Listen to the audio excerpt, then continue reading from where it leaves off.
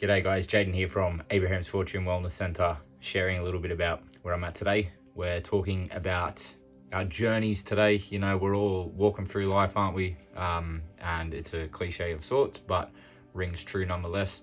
Talking about looking to the next step rather than to looking at the peak of the mountain.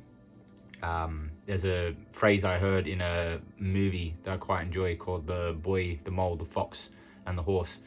And it talks about, you know, they're lost in this forest essentially without giving too much away.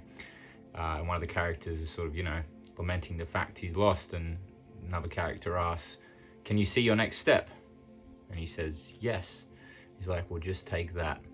Right? Exactly bang on what we're talking about here.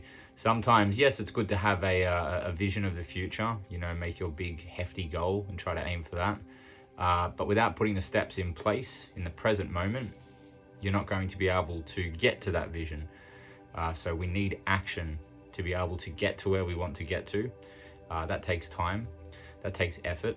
That also takes a lens of reflection at points too, you know, across the journey as a whole, but also in certain points to step back and go, well, what mountain is it that I'm trekking up? You know, is this the mountain that I want to be trekking towards? Am I trekking towards anything at the moment? You know, where am I at? Not to beat yourself up, but to see yourself as a limited being that's going on a journey, and your legs are going to give out at some point on the hike, right? Because that's just the way humanity works.